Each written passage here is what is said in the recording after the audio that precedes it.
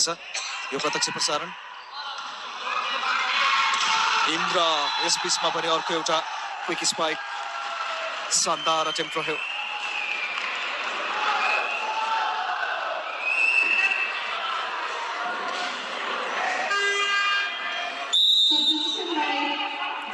खेलाडी परिवर्तन,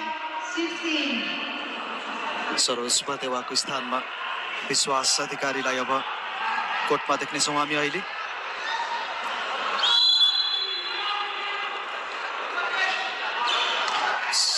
विश्वासको सर्भिस थियो, विजय थापाको प्रहार, सन्तोष विका आज डिफेन्सले एकदमै राम्रो गर्दै हुने, रविको प्रहार डबल ब्लकमा पर्यो हुने अहिले। विजय निकै नै उत्कृष्ट, इस्टाब्लिस गर्दै लिड एपीएफ।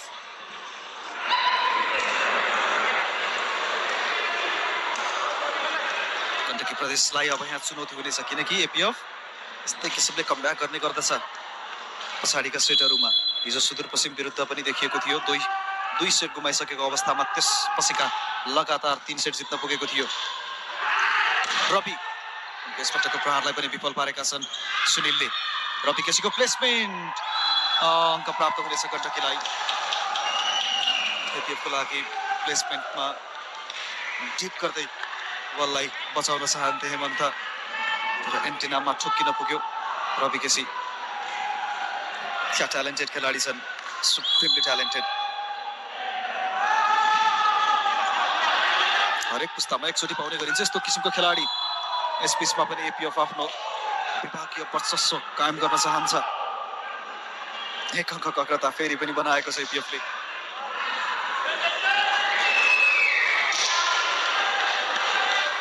लोकेन्द्र गिरी उनको सर्भिस, सन्तोषको रिसिभ रहेको छ भने यहाँ सुजन चौकालको सेटअप रहेको थियो। हिमाल सुनारीको क्विक स्पाइक, स्कोर लेभल गर्दै हिमाल सुनारी 16 ऑल।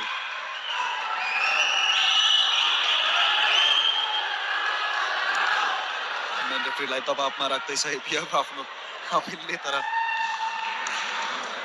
अङ्क प्राप्त भएको थियो गण्डकीलाई। सुजन चौकालको सर्भिस, टेक्रासको रिसिभ रहेको छ, लोकेन्द्रले हेरेका छन् विजयको लागि र विजय टिपिन गर्ने प्लान उनको। खुसी छैनन् डिसिजनबाट, लाइनभन्दा बाहिर ड्रप भएको घोषणा मेन रेफ्रीबाट। विजय थापा एकदमै कुशल रहन सक्थ्यो यो अङ्क।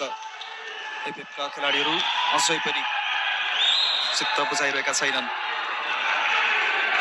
खुसी भएर सेलिब्रेट गरिरहेका थिए उनीहरू त अङ्कको लागि।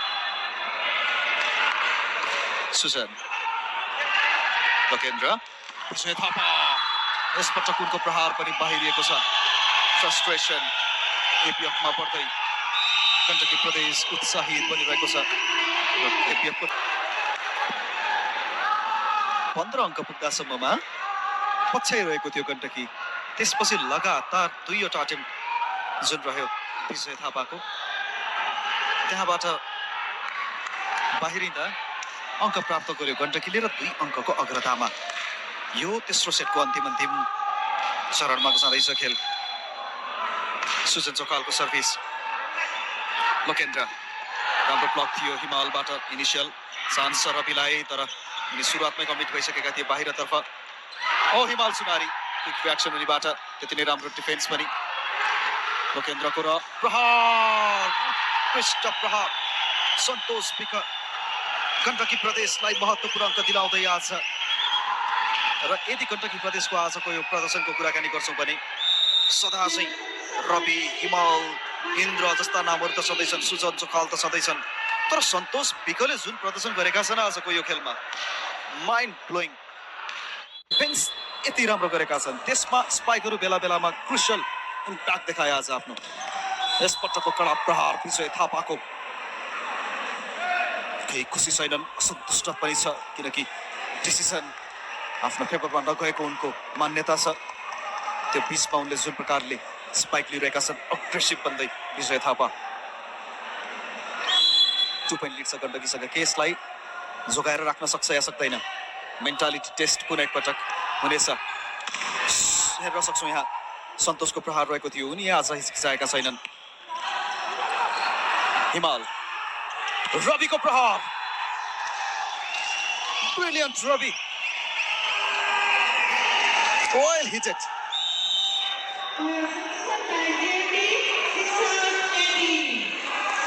यो चेन्ज विश्वासको स्थानमा फर्किएका छन् कोर्टमा सरोज बर्देवा।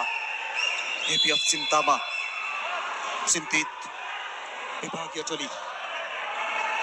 विनोद लोकेन्द्र, यसपटकको प्रहार रहेको थियो निकै नै शानदार। आर्म पुलिस फोर्सका जर्सी नम्बर 14 राजकुमार निरौलाको केही राहत दिलाएका छन्।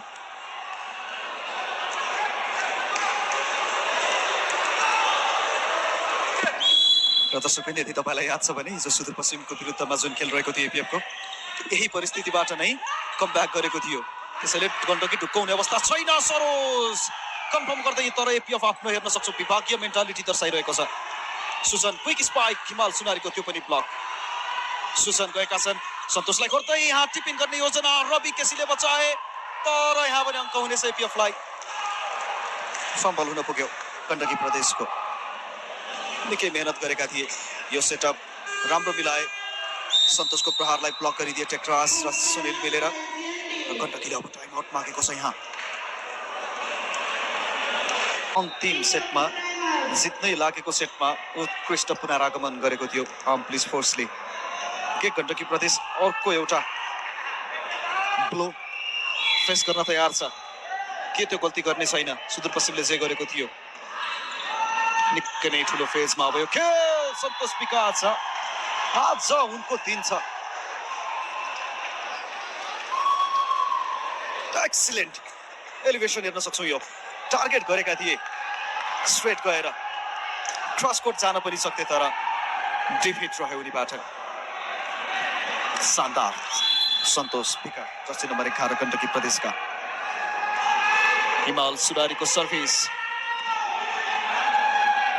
लोकेन्द्र, टेट्रासको प्रहार ब्लक भएको थियो, तर ब्याकअपमा छन् विनोद चन्द लिबेरो। त्यसपछि जोरदार प्रहार राजकुमार निरौला, अपोजिट हिटर। 20-21 यही हो चिन्ता। विभागीय टोलीलाई यदि दबावमा राख्नु छ भने यो जुन अग्रता हुन्छ एक अङ्कको पनि, यसलाई अन्तिमसम्म छोड्नु हुँदैन। राजकुमार निरौला सर्भिसमा छन्।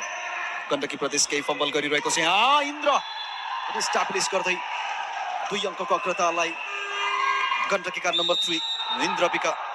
उत्कृष्ट प्रदर्शन उनीबाट आजको यो क्वार्टर फाइनल खेलमा र हरेक खेलाडीले गरेका छन्। सन्तोषले आफ्नो इम्प्याक्ट देखाएका छन्, इन्द्रले त्यही गरेका छन्, रवि हिमाल त सधैँ नै छन्। सुजन चोखालको तारिफयोग्य प्रदर्शन, त्यसमा सरोज बर्देवा उत्कृष्ट। दिवस आएका छन्, कुञ्चन लिबेरो एक्टिभ छन्, प्रोएक्टिभ पनि रहेका छन् आज। विवसाले मगरको सर्भिस, महेन्द्र श्रेष्ठको स्पाइकको सेटअप यहाँ सफलतापूर्वक सम्पन्न गर्दै सुनिल घरती मगर। ब्लक त गएका थिए गण्डकीका खेलाडीहरू, तर आफ्नै कोर्टमा खस्न पुग्यो त्यो बल। 22-21 1 अङ्कमा अग्रता बढाइरहेको छ गण्डकीले। यो सेट निकै नै क्रुसियल छ, भाइटल छ एपीएफको लागि। दिवसको सेटअप रहेको छ, क्विक फिनिस गर्ने प्रयास। इन्द्रको बचाए विनोदले। यहाँ मौका दिएको छ एपीएफले। रविको प्रहार, यहाँ अङ्क गण्डकी प्रदेशलाई। धेरै राम्रो मेहनत त थियो एपीएफको तर्फबाट। हेर्ने हो भने टेक्रासले भरपुर मेहनत गरे, तर रविको प्रहार त्यति जोरदार थिएन। एपीएफ दबावमा गल्ती गर्न पुग्यो यहाँ। प्रदर्शकबिन हामीलाई लाइभ हेरिरहनु भएको छ देश तथा विदेशबाट। हामी धन्यवाद दिन चाहन्छौँ सुपर च्याटको लागि भीमजीलाई, अनिश पुन मगरलाई र मनोज थापालाई। तपाईँको सुपर च्याटले हाम्रो मनोबल बढाउनेछ हाम्रो लाइभमा। यो सहयोग आगामी दिनमा जारी राख्नुहुनेछ भन्ने विश्वास छ। यो विजय थापाको कडा प्रहार, यही बिचमा एपीएफलाई टाढा जान दिएका छैनन् उनले। विजय उनी हुन्, यदि कसैले स्टेप अप गर्छ भने यो परिस्थितिमा।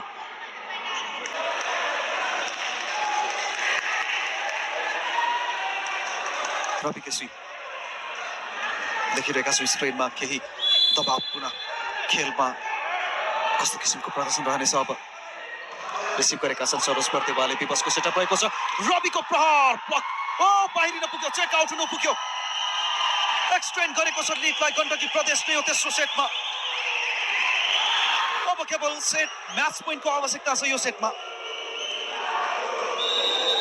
के सेमिफाइनल लाइनमा छ गण्डकीको रवि केसी। के त्यो टालिस्मान फेरि पनि आज दिलाउन सक्ने छ नि ऐतिहासिक जित। प्रदेश म्याच पोइन्टको खुसीमा छ।